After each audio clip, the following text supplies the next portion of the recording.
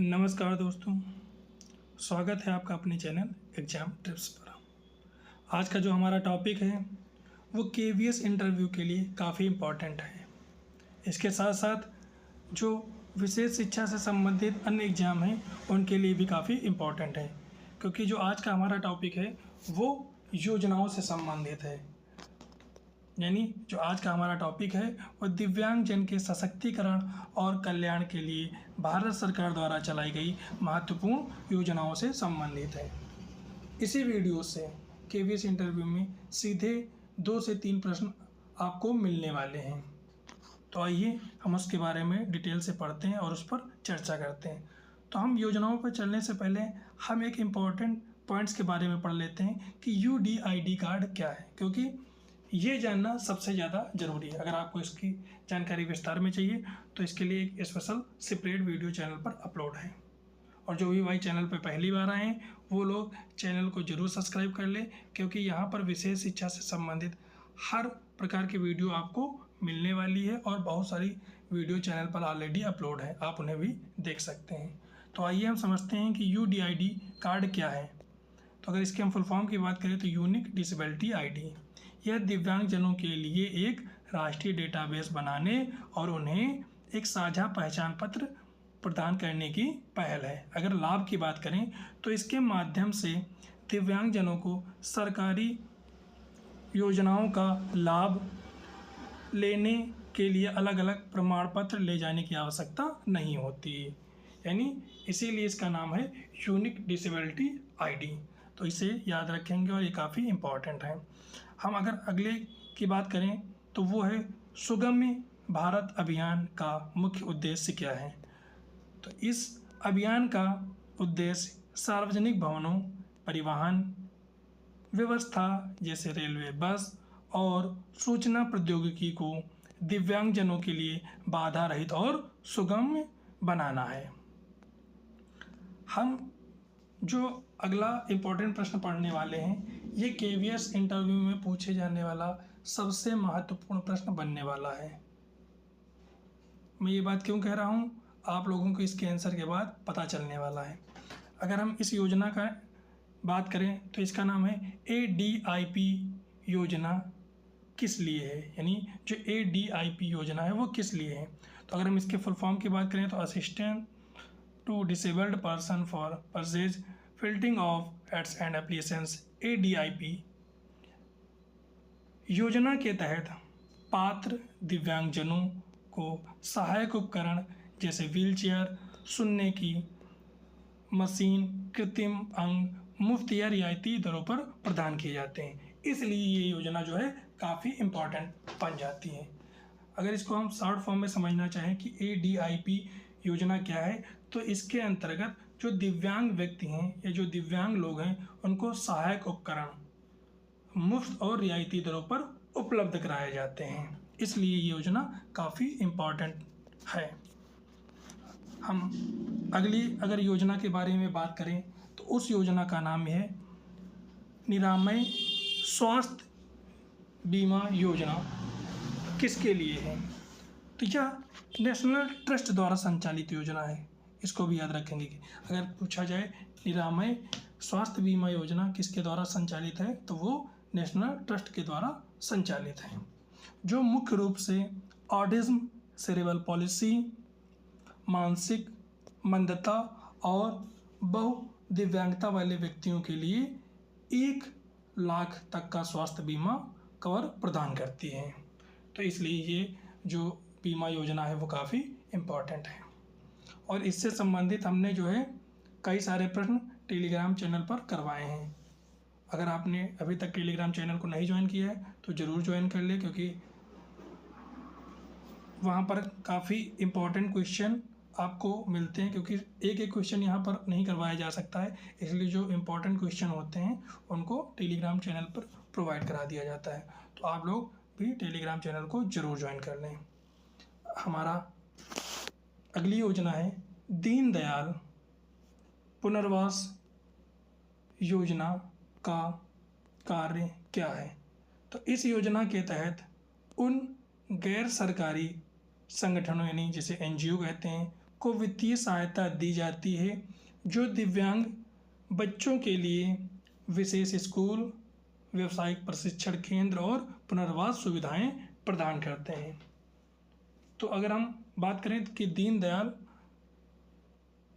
दिव्यांग पुनर्वास योजना क्या है, तो इस योजना के तहत क्या किया जाता है, जो एनजीओ हैं उनको वित्तीय सहायता प्रदान की जाती है जो दिव्यांग बच्चों के लिए विशेष स्कूल या व्यावसायिक प्रशिक्षण केंद्र या पुनर्वास सेवाएं प्रदान करते हैं। हम अगली योजना के बारे में बात करें तो उस योजना का नाम है स्वावलंबन योजना। क्या है, यानी स्वावलंबन योजना क्या है? तो यह दिव्यांगजनों और उनके परिवारों के लिए एक सस्ती स्वास्थ्य बीमा योजना है। इसमें दिव्यांग व्यक्तियों के साथ साथ उनके जीवन साथी और 2 बच्चों को भी कवर किया जाता है। यानी इसमें दिव्यांग व्यक्ति के लिए तो बीमा होता ही होता है, साथ में उनके जीवन साथी और 2 बच्चों को भी इसमें कवर किया जाता है। अगर हम अगली योजना के बारे में बात करें तो उस योजना का नाम है दिव्यांग पेंशन योजना। तो दिव्यांग पेंशन योजना के लिए पात्रता क्या है? अच्छा, जो हम दिव्यांग योजना की बात कर रहे हैं इसका नाम है इंदिरा गांधी राष्ट्रीय दिव्यांगता पेंशन योजना, क्योंकि जो दिव्यांग पेंशन योजनाएं होती हैं वो राज्य और केंद्र सरकार दोनों संचालित करते हैं। तो राज्य सरकार क्या है, अपने अपने हिसाब से अपने अपने राज्यों में दिव्यांग व्यक्तियों को पेंशन देती हैं। तो इसलिए हमने यहाँ पर, क्योंकि हर राज्य में कोई राज्य 1000 रुपये दे रहा है तो कोई 1500 रुपये दे रहा है, इसीलिए हमने यहाँ पर उसका नाम मेंशन कर दिया है कि जो हम जिस योजना के बारे में पढ़ रहे हैं उस योजना का नाम है इंदिरा गांधी राष्ट्रीय विकलांगता पेंशन योजना। क्योंकि आपसे किसी राज्य के बारे में नहीं पूछेगा, आप सीधे ये पूछ लेगा कि जो है इंदिरा गांधी राष्ट्रीय विकलांगता पेंशन योजना के बारे में बताइए, क्योंकि राज्य का डाटा अलग अलग होता है। लेकिन अगर किसी पर्टिकुलर योजना का नाम दे दिया गया तो उसका डाटा एकदम अलग हो जाता है। इसलिए हमने यहाँ पर मेंशन कर दिया है कि हम जिस योजना के बारे में बात कर रहे हैं उस योजना का नाम है इंदिरा गांधी राष्ट्रीय विकलांगता पेंशन योजना। तो आइए हम इसको समझते हैं कि इंदिरा गांधी राष्ट्रीय विकलांगता योजना का शुभारंभ केंद्र सरकार के ग्रामीण विकास मंत्रालय, काफ़ी इम्पोर्टेंट, कि केंद्र सरकार के ग्रामीण विकास मंत्रालय द्वारा फरवरी 2009 में देश के दिव्यांग लोगों की सहायता के लिए किया गया था। राष्ट्रीय सामाजिक सहायता कार्यक्रम के अंतर्गत शुरू की गई यह योजना विकलांग लोगों को उनके जीवन को समृद्ध बनाने के लिए मानसिक पेंशन प्रदान करती है। कोई भी विकलांग व्यक्ति जिनकी आयु 18 वर्ष से अधिक हो और जिसकी विकलांगता 80% या उससे अधिक हो और जो गरीबी रेखा के अंतर्गत आता है, इस योजना के लिए आवेदन कर सकता है। अगर हम नॉर्मली दिव्यांगता पेंशन योजना के बारे में बात करें जो राज्य सरकारें चलाती हैं, तो उसमें जो बेंचमार्क डिसेबिलिटी होती है, तो आप लोग बताएंगे बेंचमार्क डिसेबिलिटी क्या होती है और वो कितने प्रतिशत होती हैं? जिनको पता है वो कमेंट में ज़रूर बताएं, क्योंकि हमने ऑलरेडी इसको पढ़ाया है केवीएस एग्जाम के समय। तो अगर हम बेंचमार्क डिसेबिलिटी की बात करें तो वो होती है 40%। तो राज्य सरकार जो पेंशन देती है वो बेंचमार्क डिसेबिलिटी के अनुसार देती हैं। लेकिन यहाँ पर हम जिस योजना के बारे में बात कर रहे हैं, यहाँ पर जो मानक रखा गया है वो 80% या उससे अधिक का रखा गया है। वही लोग क्या कर सकते हैं, इस योजना के लिए यानी इंदिरा गांधी राष्ट्रीय विकलांग पेंशन योजना के लिए आवेदन कर सकते हैं। हम अगर अगली योजना के बारे में बात करें तो वो काफ़ी इम्पोर्टेंट योजना है। घरौंधा योजना क्या है, यानी घरौंधा योजना क्या है? तो यह नेशनल ट्रस्ट की एक योजना है जो दिव्यांग व्यक्तियों को ग्रुप होम यानी आवास और देखभाल की सुविधा प्रदान करती है, विशेष रूप से उन लोगों के लिए जिन्हें उनके माता पिता के बाद सहारे की आवश्यकता होती है। तो ये काफ़ी इम्पोर्टेंट है और इसे इम्पोर्टेंट में टिक कर लेंगे और इसे अच्छे से याद कर लेंगे, क्योंकि जो घरौंधा योजना है वो काफ़ी इम्पोर्टेंट है और कई एग्जामों में पूछी भी गई है कि घरौंधा योजना क्या है। तो ये क्या होती है, यह नेशनल ट्रस्ट की एक योजना है। अच्छा, केवीएस के समय हमने इसको करवाया था कि नेशनल ट्रस्ट की स्थापना किस वर्ष हुई थी, तो जिन लोगों को याद है वो लोग कमेंट में ज़रूर बताएंगे, क्योंकि हमारे ये सिलेबस में था इसलिए हमने इसको करवाया भी था। तो यह नेशनल ट्रस्ट की एक योजना है जो दिव्यांग व्यक्तियों को ग्रुप होम आवास और देखभाल की सुविधा प्रदान करती है, और विशेष रूप से उन लोगों के लिए जिन्हें उनके माता पिता के बाद सहारे की आवश्यकता होती है। हमारा जो अगला प्रश्न है, संकेत और दिव्य पहल क्या है? तो आइए हम इसके बारे में पढ़ते हैं। तो अगर हम संकेत की बात करें तो संकेत या भारतीय सांकेतिक भाषा के लिए एक डिजिटल शब्दकोश और प्रशिक्षण मॉड्यूल विकसित करने की पहल है। तो संकेत क्या है? तो संकेत जो है, संकेत पहल क्या है? तो ये भारतीय सांकेतिक भाषा के लिए एक डिजिटल शब्दकोश और प्रशिक्षण मॉड्यूल विकसित करने की एक पहल है। तो जो भी HI के बच्चे देख रहे हैं, यानी हियरिंग इम्पेयरमेंट कोर्स वाले बच्चे देख रहे हैं, तो वो लोग हमारे 2 प्रश्नों को जवाब देंगे कमेंट बॉक्स में। सबसे पहला प्रश्न है कि भारतीय सांकेतिक भाषा यानी ISL जो इसकी स्थापना कब हुई और इसका मुख्यालय कहाँ है? अगर हम दूसरी पहल की बात करें, दिव्य पहल, यह दिव्यांगजनों के लिए सुलभ ई सामग्री यानी ई कंटेंट तैयार करने का एक पोर्टल है ताकि वे डिजिटल शिक्षा प्राप्त कर सकें। काफ़ी इम्पोर्टेंट क्वेश्चन है और इंटरव्यू के लिए भी काफ़ी इम्पोर्टेंट है कि यह दिव्यांगजनों के लिए सुलभ ई सामग्री तैयार करने का एक पोर्टल है ताकि वो दिव्यांग डिजिटल शिक्षा प्राप्त कर सकें। और जितनी योजनाएं कराई जा रही हैं, ये योजनाएं आपको सिर्फ अपने YouTube चैनल एग्ज़ाम टिप्स पर ही मिलने वाली हैं। एक साथ सभी योजनाएं जो दिव्यांग व्यक्तियों के सशक्तिकरण और उनके कल्याण के लिए बनाई गई हैं। इसलिए जो भी भाई चैनल पे पहली बार आए हैं वो एग्ज़ाम टिप्स चैनल यानी जो आपका अपना चैनल, इसे ज़रूर जुड़ जाएं ताकि विशेष शिक्षा से संबंधित जितने भी टॉपिक हैं आपको एक ही जगह और एकदम जानकारी के साथ आपको मिलते रहें। हमारा अगला प्रश्न है, दक्ष पोर्टल का क्या महत्व है? तो यह पोर्टल दिव्यांगजनों के कौशल विकास के लिए बनाया गया है। इसमें व्यावसायिक प्रशिक्षण के लिए ऑनलाइन पंजीकरण और प्रशिक्षण के बाद रोजगार के अवसरों की जानकारी दी जाती है।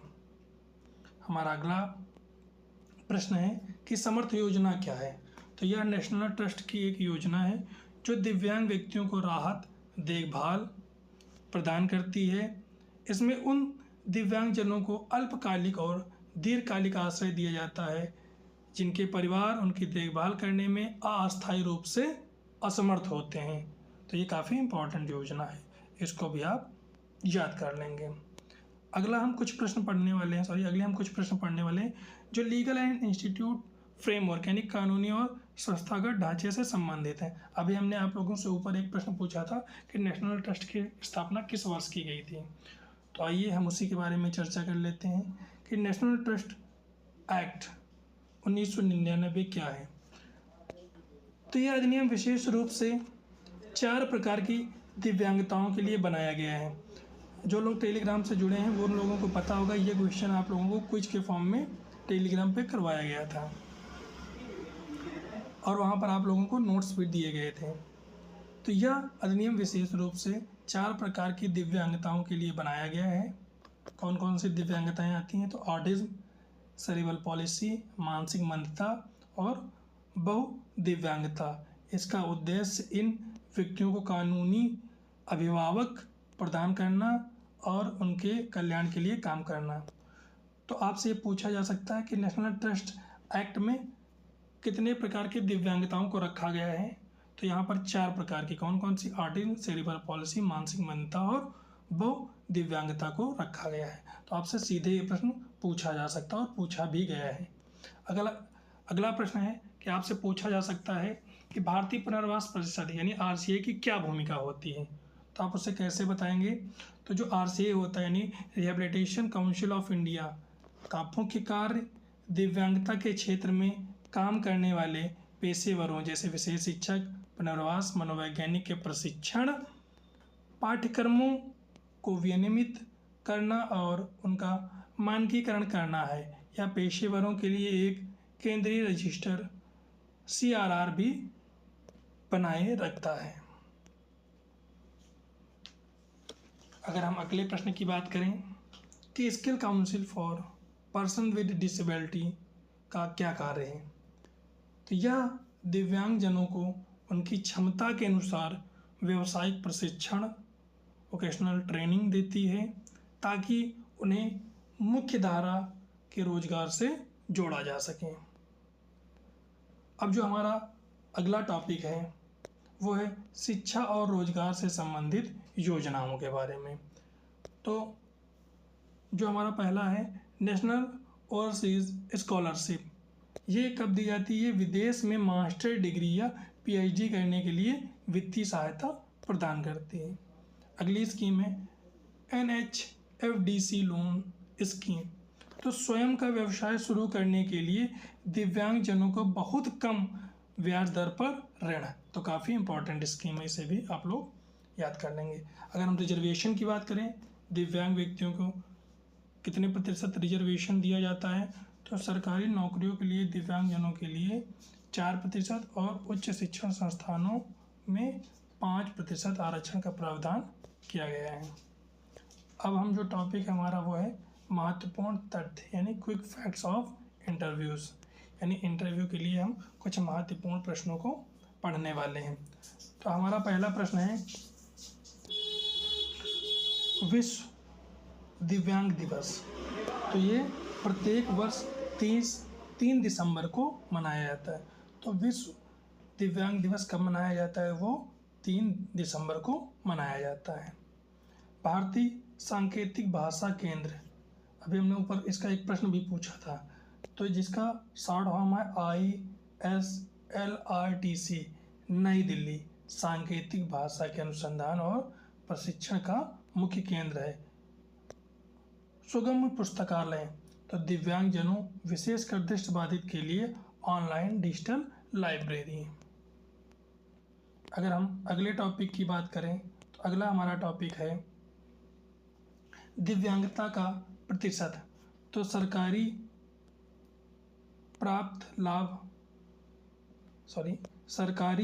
लाभ प्राप्त करने के लिए न्यूनतम 40% दिव्यांगता का प्रमाण पत्र होना आवश्यक है, तभी आप सरकारी योजनाओं का लाभ ले सकते हैं। इसे ही बेंचमार्क डिसेबिलिटी भी कहते हैं। तो आपको पूरी वीडियो कैसी लगी कमेंट में ज़रूर बताइएगा। इस वीडियो में हमने दिव्यांग व्यक्तियों से संबंधित समस्त योजनाओं को कवर किया है, जो कि आपके एग्ज़ाम के लिए और ख़ासकर इंटरव्यू के लिए काफ़ी इम्पोर्टेंट है। बाकी जो लोग चैनल पर पहली बार आए हैं वो लोग चैनल को ज़रूर लाइक, शेयर और सब्सक्राइब करें, ताकि हम आपके लिए ऐसी महत्वपूर्ण वीडियो लाते रहें जो आपके एग्ज़ाम